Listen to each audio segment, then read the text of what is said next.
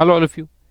Now let's see two sections, 35 ABA and the next one, that is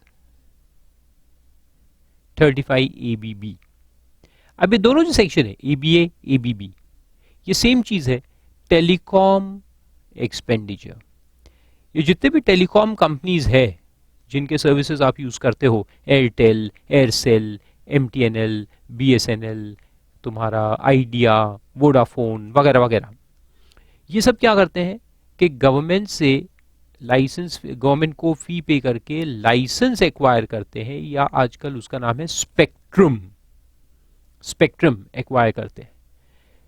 और फिर वो spectrum के अंदर, यानी मेगाहर्ट्ज का एक स्पेक्ट्रम होता है जो खरीदते हैं, और उसके अंदर फिर वो अपने सर्विसेज लोगों को रेंडर करते हैं, टेलीकम्युनिकेशन एंड इंटरनेट सर्विसेज। तो ये जो फीस उनको पे करना है डिपार्टमेंट ऑफ टेलीकम्युनिकेशन को, डिपार्टमेंट ऑफ टेलीकॉम को, उसका अमोर्टाइजेशन यहाँ पे अलाउड रहता है। तो दोनों सेक्शन पढ़ने की जरूरत नहीं है, एक ही सेक्शन पढ़ लिए तो दोनों पढ़ लिए, ऐसा हो जाएगा। सिर्फ डिफरेंस ये है कि यहाँ पे ये नया सेक्शन इंसर्ट हुआ है, फाइनेंस एक्ट 16 ने लास्ट ईयर इंसर्ट किया था with effect from assessment year 17-18 and onwards. तो यहाँ पे उन्होंने वर्ड यूज किया है स्पेक्ट्रम, और वहां पे है लाइसेंस, टेलीकॉम लाइसेंस फी के नाम से पहले था ये सेक्शन, अब उसका नाम बोला है राइट टू यूज स्पेक्ट्रम। बस इतना डिफरेंस है, बाकी सारे पॉइंट्स सिमिलर है, same to same. Okay, so that was an old one ABB and this is a new one ABA. okay, so let's see क्या बोलता है कि expenditure is capital expenditure for acquiring right to use spectrum for telecommunication service, और इसी का पुराना नाम था टेलीकॉम लाइसेंस फीस। तो वो फीस भी कैपिटल एक्सपेंडिचर ही था, ये भी कैपिटल एक्सपेंडिचर ही है। ये एक्विजिशन ऑफ राइट बोला है, पहले बोलते थे telecom licence fees, fees pay करो और लाइसेंस लो टू ऑपरेट टेलीकॉम सर्विसेज। तो नाम बदल गया है लेकिन उसके अंदर में जो है वो सेम टू सेम है। अब डिडक्शन कैसे मिलेगा, कितने साल में मिलेगा? देखो, अमोर्टाइजेशन है तो अमोर्टाइजेशन का मतलब सबको समझता है, बहुत सिंपल होता है कि आप लमसम में अमाउंट पे कर रहे हो और अगर उसकी लाइफ 10 साल है तो आप उसको 10 साल में डिवाइड कर दो, अगर लाइफ 5 साल है तो 5 साल में डिवाइड कर दो, अगर लाइफ 7 ईयर्स है तो 7 ईयर्स में डिवाइड कर दो, सिंपल है। So the division is in the life of the spectrum. The right कितने साल का है वो देखो, उतने उतने साल में उसको डिवाइड कर दो। लेकिन दो बातें होती है, एक होता है कि अगर हमने अमाउंट पे किया आफ्टर कमेंसमेंट ऑफ बिजनेस, यानी बिजनेस ऑलरेडी चल रहा है और फिर हमने अमाउंट पे किया, तो जिस साल में हम अमाउंट पे करेंगे गवर्नमेंट को, वहां से लेकर के जब तक उसकी लाइफ है उतने साल में उसको डिवाइड कर देना है, वेरी सिंपल। लेकिन अगर हमने स्पेक्ट्रम परचेज किया गवर्नमेंट से और जब पैसा दिया तब हमारा बिजनेस कमेंस ही नहीं हुआ है, means we are a new company, तो पहले गवर्नमेंट से लाइसेंस लेंगे, फिर उसके साल 2 साल बाद बिजनेस चालू होगा, तो फिर डिडक्शन कहां से मिलना शुरू करेंगे अपन, यानी क्लेम करना शुरू करेंगे, not when the fee is paid but from the year in which the business is commenced. तो बिजनेस कमेंसमेंट की ईयर से लेकर जब तक ये राइट हमारे पास है वहां तक अमोर्टाइज किया जाएगा। सो यू कैन से कि पेमेंट ऑफ फीस या commencement of business whichever is later से शुरू करेंगे और कहां तक जाएंगे, till the license is there. तो मान लो कि तुमने पेमेंट यहां किया और बाद में कमेंसमेंट किया और यहां पे एक्सपायरी ऑफ लाइसेंस है, तो फिर कमेंसमेंट से एक्सपायरी तक अपन अमोर्टाइज करेंगे, ठीक है। और अगर बिजनेस कमेंसमेंट पहले से है और पेमेंट ऑफ स्पेक्ट्रम फीस जो है वो बाद में है और यहां एक्सपायरी है ऑफ द स्पेक्ट्रम या लाइसेंस, तो फिर इतने में अमोर्टाइज करेंगे, सिंपल। यानी पेमेंट या commencement whichever is later, ये दोनों में से जो बाद में आएगा वहां से लेकर के एक्सपायरी तक, ये जितने भी साल होंगे उतने साल में आप उसको अमोर्टाइज कर दो। If this is 10 years you amortise in 10 years, if it is 6 years you amortise it in 6 years। आया समझ में? Very simple point. तो वही देखो, पहले उसमें लिखा है deduction, fee paid before commencement of business, अगर कमेंसमेंट के पहले है तो फिर क्या करेंगे, amortize over the period starting from the previous year in which the business is commenced and ending in the previous year in which the right expires, commencement से expiry तक। और दूसरे में दिया है fee paid after commencement of business, business already commence है, अपन ने फीस अभी पे किया, जैसे एयरटेल वगैरह है, अभी वो क्या है कि 4 कैटेगरी का लाइसेंस बिका था अभी, जिसको अपन क्या कहते हैं, LTE कहते हैं ना अपन, 4G, अभी 5G का लाइसेंस बिकेगा, तो कंपनी तो ऑलरेडी एग्जिस्टेंस में है, now they will buy a new license to operate 5G facilities, then 6G and 7G and so on and so fourth.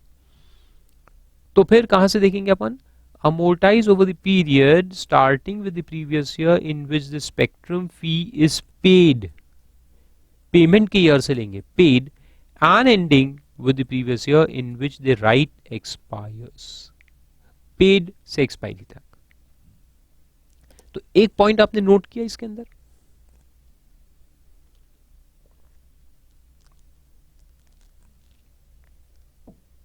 कि जो डिडक्शन है वो पेमेंट बेसिस पे है, ठीक है। अब ये पेड वर्ड को उन्होंने रूल 6A में एक्सप्लेन किया है कि what is this payment, payment का डेट क्या लेंगे, what is the date of payment, amortize कहां से शुरू करेंगे अपन, तो वो देखो आप, ये पूरा सेक्शन है और उसके बाद उसके नीचे आ जाओ, ये पूरा टेबल है सेक्शन का, उसके नीचे आओ, देखो rule 6A, meaning of the phrase payment has actually been made, payment कब हुआ उसका मतलब क्या है, देखो तो उसमें 2 बातें लिखी हुई है। पहला पॉइंट है कि in a case way upfront payment of spectrum fee has been made, और दूसरा है in case of deferred payment, deferred payment यानी जहां पे आपको इंस्टॉलमेंट्स दिए गए हैं पेमेंट करने के लिए, तो दोनों में पेमेंट कब किया ये कब मानेंगे, देखो तो पहले देखते हैं अपफ्रंट पेमेंट, यानी पूरा फीस एक साथ हमने पे कर दिया गवर्नमेंट को, तो वहां पे क्या बोला है, where an assessee has opted and has been allowed by the Department of Telecommunications, Government of India to make full upfront payment of spectrum fee, date of actual payment is the date of actual payment of expenditure, जिस दिन हमने government को check दिया या electronically transfer किया, जो भी है, जिस दिन पेमेंट किया उसी को मानेंगे पेमेंट का date, okay. Irrespective of the previous year in which the liability for expenditure was incurred according to the method of accounting regularly employed by the assessee। अब इनकर किस साल में हुआ वो अपन नहीं देखेंगे, यानी मान लो हमारा गवर्नमेंट के साथ एग्रीमेंट हुआ इन द ईयर 17-18, लेकिन हमने पेमेंट दिया 18-19 में, तो अमोर्टाइजेशन कहां से शुरू करेंगे, 18-19 से शुरू करेंगे, पेमेंट का डेट क्या मानेंगे, एक्चुअल पेमेंट जिस दिन हमने किया, not when it is incurred. हमारा एग्रीमेंट गवर्नमेंट के साथ हुआ 17-18 में, उसको नहीं गिनेंगे, 18-19 में पेमेंट हुआ ना, तो जब पेमेंट हुआ वहां से अमोर्टाइजेशन शुरू होगा, ठीक है, फर्स्ट पॉइंट। दूसरा पॉइंट देखो, ये इंटरेस्टिंग है, डेफर्ड पेमेंट जहां गवर्नमेंट ने अपने को अलाउ किया है कि भी थी आप 25% पेमेंट करो 4-5 साल में, नहीं 25 करेंगे तो 4 साल में ही होगा, 5 साल कहां से आएंगे, 25-25-25-25, तो फिर इसमें क्या होगा, देखो where an assessee has opted and has been allowed by the Department of Telecommunications, Government of India to make deferred payments, date of actual payment is equal to the due date on which amount would have been payable had he opted for full upfront payment of spectrum fee।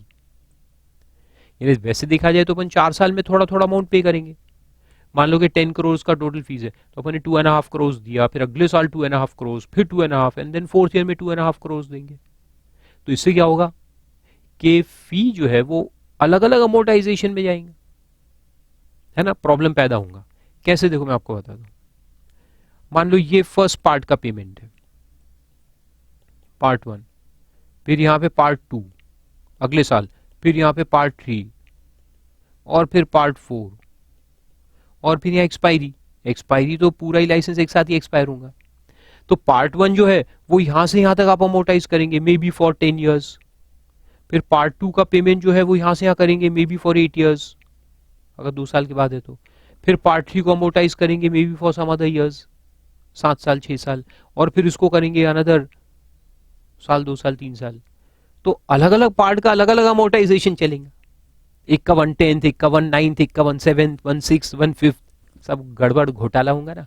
Actually पहले ही ऐसे ही होता था, जो पिछला section है ना ABB, उसमें ऐसे ही था। तो ABA के अंदर अब उन्होंने कहा कि नहीं ये गड़बड़ है, अपन ऐसा अलग अलग नहीं करेंगे, even though you are actually making payment in part, लेकिन अपन जो लेंगे पेमेंट का डेट वो लेंगे due date. Had you obtain for single payment, अगर आप सिंगल पेमेंट ऑप्शन लेते तो जो आपका ड्यू डेट था कि जिस दिन आपको पूरा पेमेंट करना था, उस दिन को अपन पकड़ेंगे as the date of payment. तो पूरे फीस का अमोर्टाइजेशन वहीं से शुरू करेंगे, स्टार्टिंग से। ठीक है। Irrespective of the previous year in which the liability was incurred according to method of accounting regularly employed by the assessee। लेकिन इसमें एक लफड़ा होगा, इसमें लफड़ा ही होगा कि सपोज के देखो आपने फर्स्ट पार्ट जब पे किया ना, तो एज पर द एग्रीमेंट ऐसा था कि यहाँ आप या तो फुल दे दो या पार्ट 1 दो, तो आपने पार्ट पार्ट में ऑप्ट किया, लेकिन यही दिन आपको फुल भी अगर करते तो इसी दिन पेमेंट करना था। तो अपन ये मान लेंगे कि as if this is the due date and this is the due date, so this is considered as the date of actual payment. तो पूरे फीस को अपन यहां से अमोर्टाइज करना चालू कर देंगे। लेकिन हो सकता है कि ये पार्ट्स फिर आप पेमेंट करें ही ना, अमोर्टाइजेशन ले लेंगे, अमाउंट का डिडक्शन ले लेंगे, लेकिन पेमेंट ही नहीं करोगे तो फिर तो लफड़ा हो जाएगा ना। Government will not get the payment but you will get the deduction, गड़बड़। तो फिर देखो आगे क्या लिखा है, फिर लिखता है however in case of deferred payment under clause B, where there is a failure by the assessee to comply with any of the conditions specified by the scheme of Department of Telecommunications, Government of India। तो failure यानी कि आपने payment नहीं किया आगे के किसी amount का, तो फिर क्या होगा देखो, and the Department of Telecom terminates the allotment और असाइनमेंट ऑफ स्पेक्ट्रम, तो गवर्नमेंट फिर आपका स्पेक्ट्रम का जो अलॉटमेंट है वो टर्मिनेट कर देगा। तो फिर क्या होगा, the assessing officer shall in exercise of the power vested in him under section 35 ABA subsection 3, जो अभी अपन पढ़ेंगे ऊपर, recompute the total income of the assessee for the previous year in which the deduction has been claimed and granted to him by deeming that the total amount of spectrum fee paid up to the date of termination is the amount actually being paid। तो पहले क्या था कि तुम्हारा 100 करोड़ का fees था, 100 करोड़ का deduction लेना तुमने चालू कर दिया, लेकिन 25-25 दो अमाउंट पे किए, उसके बाद डिफॉल्ट कर गए हो, तुम्हारा लाइसेंस टर्मिनेट हो गया। तो तुम्हारा एक्चुअल पेमेंट तो 50 ही हुआ ना, लेकिन तुम डिडक्शन 100 पे ले रहे थे, तो फिर वो जितने डिडक्शन लिए साल, 2 साल, 3 साल, वो सब रिकम्प्यूट होंगे, 100 की जगह 50 को लेकर के रिकम्प्यूट करेंगे, और जो एक्सेस डिडक्शन ले लिया वो विड्रॉ कर लेंगे। आया समझ में? तो फिर रिकम्प्यूटेशन होगा, क्योंकि एक्चुअल फीस पेड कम है। अब इसका एग्जाम्पल मैं देता हूं तो समझ में आएगा। And the spectrum was in force up to the date of termination for the purpose of computing relevant previous year। तो जिस दिन टर्मिनेट हो गया वहां तक फिर तुमको डिडक्शन दे करके खत्म कर देंगे। तो देखो ये पूरा एग्जाम्पल मैं आपको फ्रेम करके समझाता हूं कि ये क्या हो रहा है। टोटल फीस डिटरमिन हुई थी 100 lakhs, एग्जाम्पल लेते हैं, और फुल अपफ्रंट ड्यू डेट अगर तुम ऑप्ट करते तो इसका ड्यू डेट डिसाइड हुआ था 1 जनवरी 18। ठीक है, टोटल फीस 100, और ये वैसे तुमने लिया था licence obtained in the previous year 16-17, तो लाइसेंस तो 16-17 में लिया था, लेकिन अपफ्रंट का ड्यू डेट 1 जनवरी 18 था, यानी कौन से साल में, 17-18, ये 17-18 हो गया। तुम गए दूसरे ऑप्शन में, पार्ट पेमेंट ऑप्शन में, डेफर्ड ऑप्शन में गए तुम,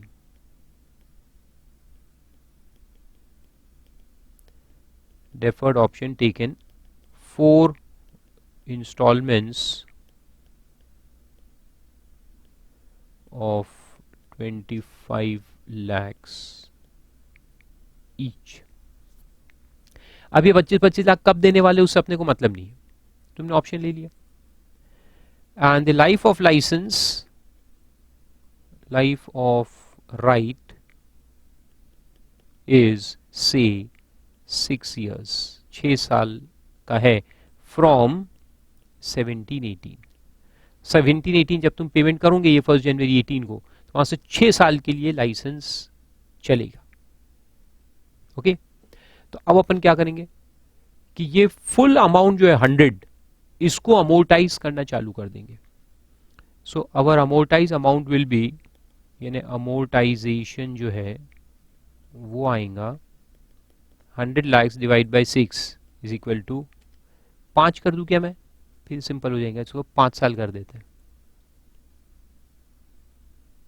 तो इसको भी 5 कर देते हैं, तो ये आ जाएगा 20 lakhs पर एनम का डिडक्शन मिलना चालू हो जाएगा, है ना। तो अमोर्टाइजेशन जो है ये चालू हो गया। अब तुमने क्या किया, डिडक्शन टेकन 17, 18, 20, 18, 19, 20, 19, 20, 20, 3 साल में तुमने 20, 20, 20 करके डिडक्शन ले लिया। ओके, अच्छी बात। लेकिन फिर डिफॉल्ट कर गए, डिफॉल्ट एंड टर्मिनेशन हो गया ऑफ लाइसेंस। तो तुम्हारा राइट टर्मिनेट कर लिया। जब तुम्हारा राइट टर्मिनेट हो गया इन 2021 में राइट टर्मिनेट हो गया, यहां तक तुम्हारा पेमेंट हुआ है, payment done till date is only 50 lakhs, payment done सिर्फ 50 लाख, बाकी तुम डिफॉल्ट कर गए, इन्हें 100 में से 50 दिया, 50 का डिफॉल्ट हो गया और फिर टर्मिनेट भी हो गया। तो अब अपन क्या करेंगे, ये पूरे डिडक्शन को रिकैलकुलेट करेंगे। तो डिडक्शन रिकैलकुलेट होगा,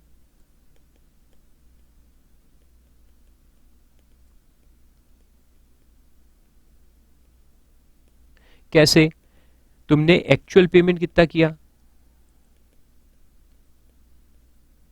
50 lakhs, और नंबर ऑफ ईयर्स कितने हुए,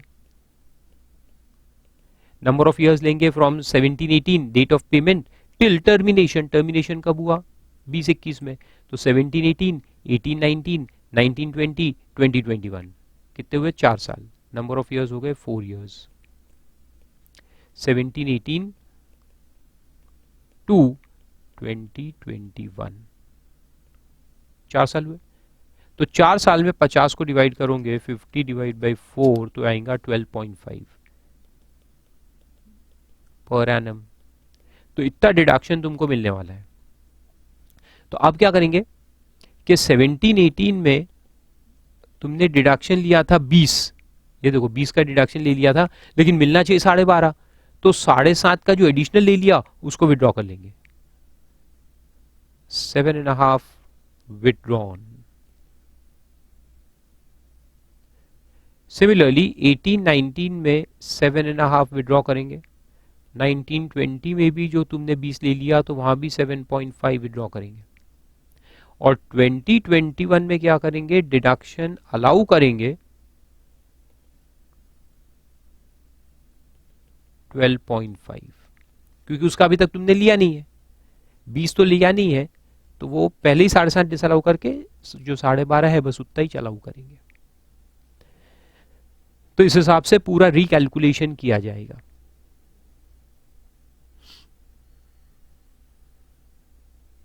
आ रहा है समझ में, टेक डाउन, और नहीं आ रहा है तो एक बार फिर से देखो इतना लेक्चर का पार्ट।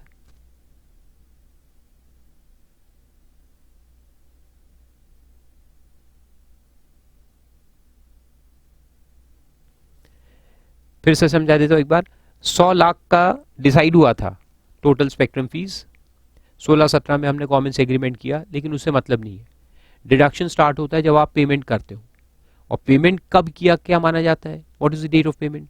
अगर हम अपफ्रंट पे कर देंगे, अपफ्रंट अगर पूरा पे कर देंगे, देखो यहाँ से फिर से समझ, अपफ्रंट कर देते तो ये सब प्रॉब्लम ही नहीं है, फिर तो 100 का पेमेंट हो गया, फिर तुम्हारा डिडक्शन चालू हो गया अप टू एक्सपायरी, फिर तो कोई प्रॉब्लम ही नहीं है, 20 करके ले लो। प्रॉब्लम कहाँ आता है, when we opt for deferred payment. तो डेफर्ड पेमेंट में गए, तो डेफर्ड पेमेंट में 4 इंस्टॉलमेंट बोला है, लेकिन अपने को अलग अलग अमोर्टाइज नहीं करने का, जो अपफ्रंट का ड्यू डेट होता है उसी दिन से अपने को अमोर्टाइजेशन मिलना चालू हो जाएगा, विच इज 1/1/18।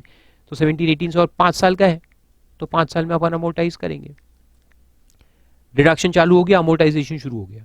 लेकिन अगर बाद में तुमने डिफॉल्ट किया, बाद में डिफॉल्ट कर गए, और डिफॉल्ट कर गए और डिपार्टमेंट ऑफ टेलीकॉम ने तुम्हारा लाइसेंस कैंसिल कर दिया, स्पेक्ट्रम कैंसिल, तो फिर जितना पेमेंट तुमने कर दिया है फिर उसका डिडक्शन ही देंगे, तो रिकैलकुलेट करेंगे deduction. So if we have made 50 lakhs payment only, deduction will be recomputed, और 4 साल कंप्लीट हुआ है तो 4 साल में अमोर्टाइज करेंगे, जिस साल में टर्मिनेशन हो गया वहां तक देंगे, शुरुआत से लेके टर्मिनेशन तक। ओके, तो रिकैलकुलेट हुआ 12.5 पर एनम आया, तो जो पहले 3 साल में तुमने 20 ले लिया था उसमें 7.5 विड्रॉ कर देंगे, यानी इनकम ऐड करके रिकैलकुलेट करेंगे इनकम, रिकम्प्यूटेशन ऑफ इनकम बोलते इसको। और फिर ये जो साल है जिसमें टर्मिनेट हुआ उसमें तुमको 12.5 का डिडक्शन मिलेगा। आए समझ में?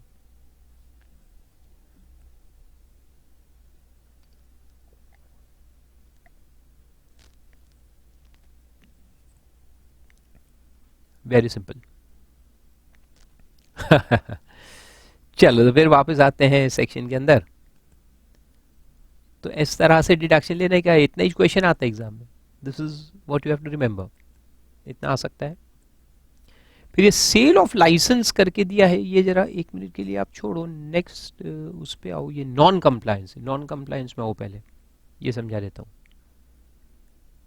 या ये देखो वही है जो अपन ने अभी किया कि where in the previous year any deduction has been claimed and granted to the assessee, claim किया, ग्रांट हो गया, and subsequently there is a failure to comply with the provisions of this section, फिर आगे के amount payment में तुमने default कर दिया, तो फिर क्या होगा, deduction shall be deemed to have been wrongly allowed, जो 20 का डिडक्शन लिया इट इज रॉन्गली अलाउड, लेकिन कितने से रॉन्गली अलाउड है, जो रिकम्प्यूटेशन के बाद जो डिफरेंस आएगा that will be wrongly allowed, उतना ऐड बैक कर देंगे, तो वो सेकेंड पॉइंट में दिया है। The assessing officer may, notwithstanding anything contained in this act, recompute the total income of the assessee for the said previous years and make the necessary rectification. तो ये हमने जो 7.5 ऐड बैक किया ना वो यहाँ पे होगा। And the provisions of section 154 shall apply. ये जो rectification होता है ना, पुराने असेसमेंट को खोल के उसको रेक्टिफाई करने का काम, तो वो सेक्शन 154 में होता है, और इसमें 4 साल का टाइम होता है। तो यहाँ 4 साल कहाँ से गिनेंगे, जब डिफॉल्ट मारा तुमने, डिफॉल्ट किया, तो डिफॉल्ट के आगे 4 इयर्स में ये पुराने साल के रेक्टिफिकेशंस होंगे, जैसे हमने देखे उधर 17, 18, 18, 19, 19, 20, 3 साल का रेक्टिफिकेशन करना था।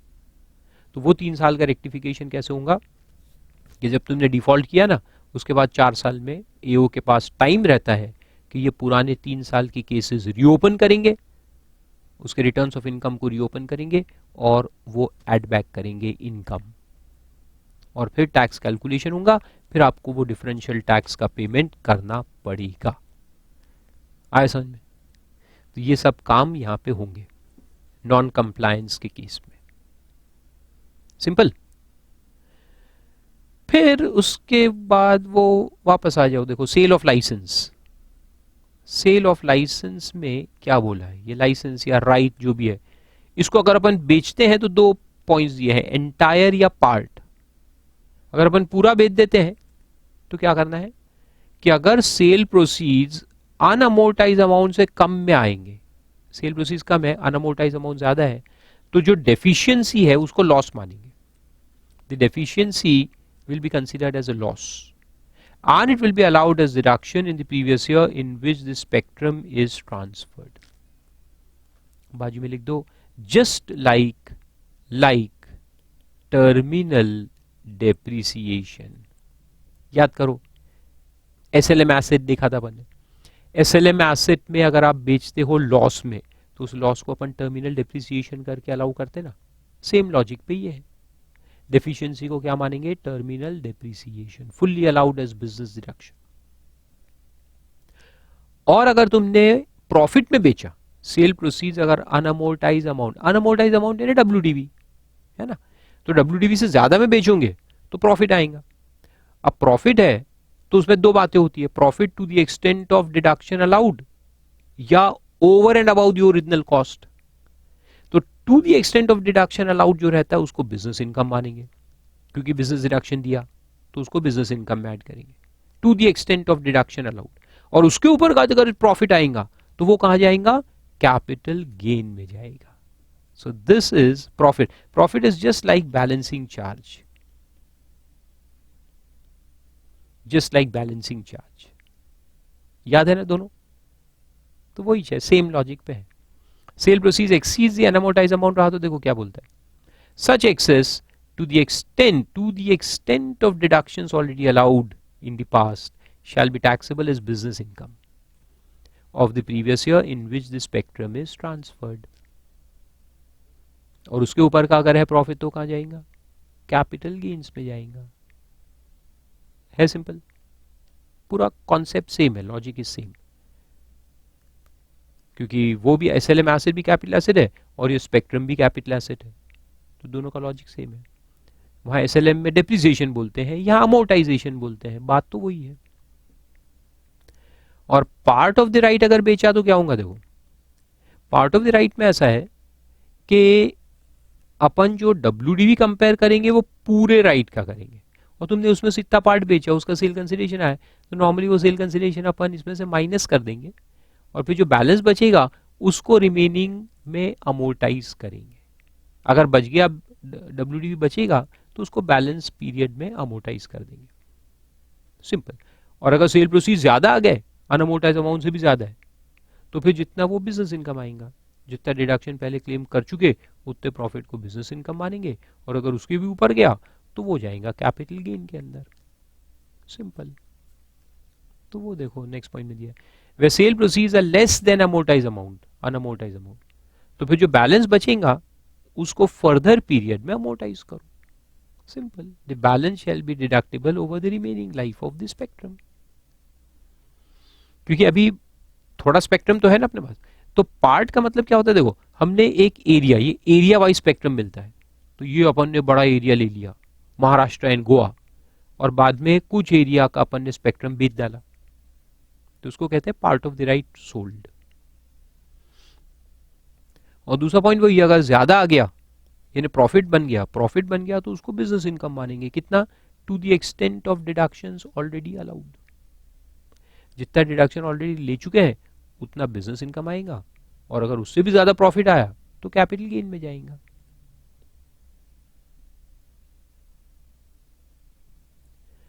और उसके नीचे दिया है कि अमालगमेशन और डीमर्जर में अपन इसको ट्रांसफर मानेंगे ही नहीं, उसको टैक्स न्यूट्रल मानेंगे।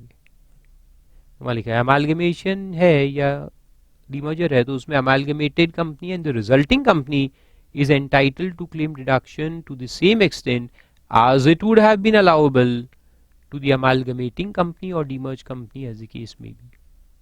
यानी ये ए लिमिटेड था, इसने 10 साल का लाइसेंस लिया है, थोड़ा बहुत तो अमोर्टाइज उसने कर दिया, ए लिमिटेड ने क्लेम कर लिया, फिर अमालगमेशन हो गया, तो कोई बात नहीं है, उसको टैक्स न्यूट्रल मानेंगे।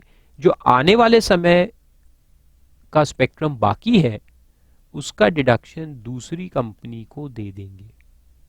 सो the amortization will continue in the hands of the amalgamated company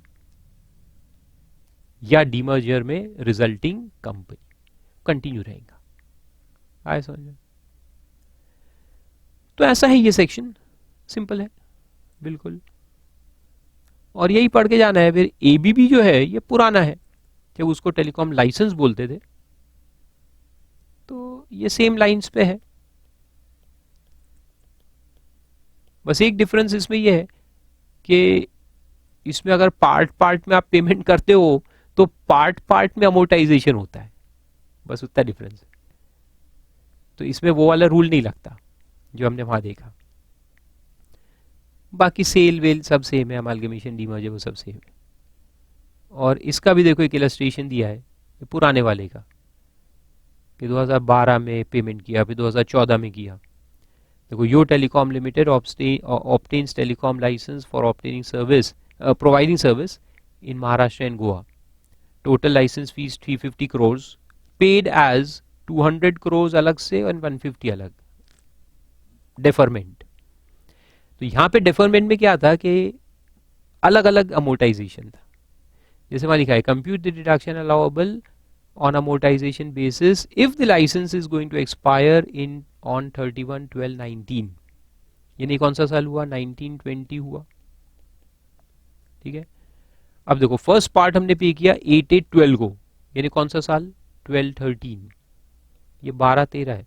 तो इसका अमोर्टाइजेशन 12/13 से 19/20 तक होगा। और दूसरा पेमेंट आपने कब किया 10/10/14 यानी कि 14/15 में किया, तो इसका अमोर्टाइजेशन 14/15 से 19/20 में होगा। पहले ऐसा था। तो नंबर ऑफ इयर्स गिनो कितने, 12/13 से 19/20 गिनो, 12/13 13 14 14 15 15 16 16 17 17 18 18 19 19 20 8 साल।